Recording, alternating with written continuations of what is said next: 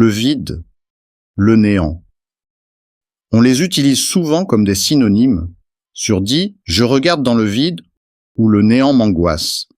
Mais saviez-vous qu'entre le vide et le néant, il y a la même différence qu'entre un frigo vide et pas de cuisine du tout? Aujourd'hui, on plonge dans l'un des plus grands malentendus entre la science et la philosophie. Attachez votre ceinture sur la partie explorateur, le rien. Commencez par le vide. En physique, le vide n'est jamais vraiment rien. Imaginez une boîte, on retire l'air, on retire les atomes, on retire la lumière. Qu'est-ce qu'il reste? Il reste deux choses fondamentales. La première chose, l'espace et le temps. La boîte a toujours une largeur, une hauteur, et les secondes continuent d'y défiler. La deuxième chose, l'énergie. C'est là que c'est fascinant. En physique quantique, le vide bouillonne. Des particules apparaissent et disparaissent en une fraction de seconde.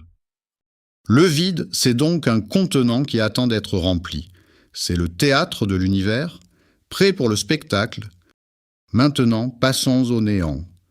Là, on quitte le laboratoire pour la philosophie, la physique pour la métaphysique. Le néant, ce n'est pas une boîte vide, c'est l'absence totale de boîte, de table et même de réalité. Dans le néant, il n'y a pas d'espace, de temps, de loi physique. C'est l'inexistence pure. C'est plutôt une idée philosophique qu'une réalité.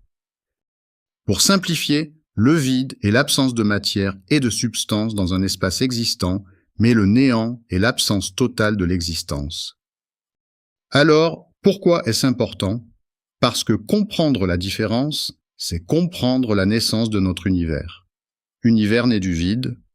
Dans cette optique, l'univers aurait pu émerger d'une instabilité dans ce vide, se développant à partir d'une particule élémentaire sous l'effet de l'énergie du vide.